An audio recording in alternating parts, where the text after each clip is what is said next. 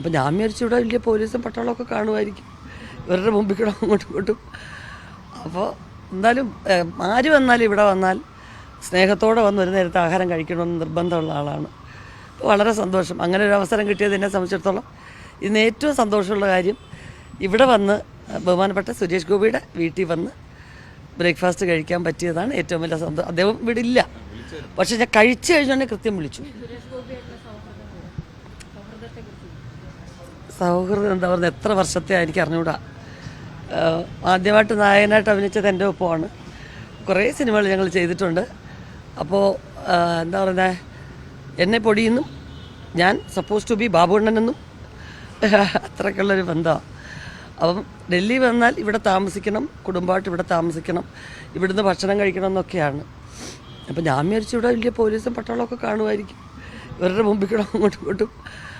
അപ്പോൾ എന്തായാലും ആര് വന്നാലും ഇവിടെ വന്നാൽ സ്നേഹത്തോടെ വന്ന് ഒരു നേരത്തെ ആഹാരം കഴിക്കണമെന്ന് നിർബന്ധമുള്ള ആളാണ്. അപ്പോൾ വളരെ സന്തോഷം, അങ്ങനെ ഒരു അവസരം കിട്ടിയത് എന്നെ സംബന്ധിച്ചിടത്തോളം ഇന്ന് ഏറ്റവും സന്തോഷമുള്ള കാര്യം ഇവിടെ വന്ന് ബഹുമാനപ്പെട്ട സുരേഷ് ഗോപിയുടെ വീട്ടിൽ വന്ന് ബ്രേക്ക്ഫാസ്റ്റ് കഴിക്കാൻ പറ്റിയതാണ് ഏറ്റവും വലിയ സന്തോഷം. അദ്ദേഹം ഇവിടെ ഇല്ല, പക്ഷെ ഞാൻ കഴിച്ചു കഴിഞ്ഞാൽ കൃത്യം വിളിച്ചു. ഇവിടെ ഇൻഫർമേഷൻ കിട്ടിയിട്ട് കൃത്യമായിട്ട് വിളിച്ച് എന്തൊക്കെ കണ്ടു, തുളസിമാടം കണ്ടോ, അവിടെ പൂജാമുറി കണ്ടോ എന്നൊക്കെ ചോദിച്ചാൽ അതെല്ലാം പോയി ഞാൻ കണ്ടു. ജനലിൽ കൂടെ കണ്ടു, ഗുരുവായൂരപ്പനെ കണ്ടു, എല്ലാം കണ്ടു, സന്തോഷമായി. അത്രയാണ്. അതെ അതെ, ഞാൻ എനിക്ക് തോന്നുന്നു ആ സമയത്ത് 5 ഭാഷയിൽ അതെടുത്തു. 5 ഭാഷയിൽ ഞാനും സുരേഷും ഉണ്ടായിരുന്നു. ബാക്കി എല്ലാവരും ഇങ്ങനെ മാറിക്കൊണ്ടിരുന്നു. ഹീറോസൊക്കെ മാറ്റമാണ്. മമ്മൂക്ക, പിന്നെ എന്താ പറയുന്നത്, തെലുങ്കിൽ കൃഷ്ണം രാജു, പ്രഭാസിൻ്റെ അമ്മാവൻ, കന്നഡത്തിൽ അംബരീഷ് അണ്ണൻ, പിന്നെന്താ ജിതേന്ദ്ര സാറാണ് ഹിന്ദിയിൽ.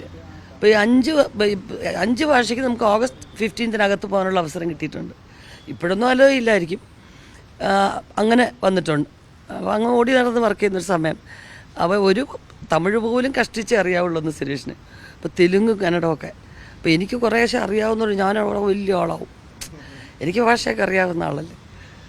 അങ്ങനെ അതാണ് പ്രധാനപ്പെട്ട ഒരു ഇൻസിഡൻറ്റ് എന്ന് പറയാം. പിന്നെ ഒരു തെലുങ്ക് ഡയലോഗ് എൻ്റെ അടുത്ത് ചോദിച്ച് പഠിച്ചു. എന്ന് വെച്ചാൽ ഇവിടെ നടക്കുന്ന കാര്യങ്ങളൊക്കെ അറിയാൻ പിന്നെ 6th സെൻസ് ഒന്നും വേണ്ട, ഒരു കോമൺ സെൻസ് ഉണ്ടായാൽ മതി എന്നൊരു ഡയലോഗ് മമ്മൂക്കയെ നോക്കി പറയുന്നതാണ്. ആ തെലുങ്ക് നടനെ നോക്കി പറഞ്ഞു, ഹീറോയെ നോക്കി. ഇപ്പോഴും ഒരു സംശയം, ഇയാളാണ് കൊല ചെയ്തതെന്നുള്ള സംശയം ഉണ്ടല്ലോ. അപ്പോൾ ഒരു ഡയലോഗ് പറഞ്ഞപ്പോൾ ഞാൻ പറഞ്ഞു കൊടുത്തു, జరుగుతున్న విషయాల్ని అర్థం చేసుకోవడానికి 6th సెన్స్ అక్కర్లేదు, കോമൺ സെൻസ് ഉണ്ടേ ചാലു എന്നാണ്. അപ്പോൾ ഞാൻ പറഞ്ഞു കൊടുത്തിട്ട് വലിയ ടീച്ചറായിട്ട് ഞാൻ ഇരിക്കുക. അപ്പോൾ ഞാനും അല്ല ഹീറോയും വേറെ കുറച്ച് പേരിങ്ങനെ അത് സംസാരിച്ചുകൊണ്ടിരുന്നപ്പോൾ ഈ ഡയലോഗ് ഇങ്ങനെ ബൈഹാർട്ട് ചെയ്തു ഉറക്കം എന്ന് പറഞ്ഞു. അപ്പോൾ ഹീറോ എന്താ ഇവിടെ എന്താ നടക്കുന്ന കാര്യങ്ങളൊക്കെ എന്തോ 6th സെൻസ് എന്താ ഇവിടെ നടന്നതെന്ന് ചോദിച്ചു പുള്ളി. അപ്പോൾ അതിൻ്റെ ഡയലോഗ് കറക്റ്റായി.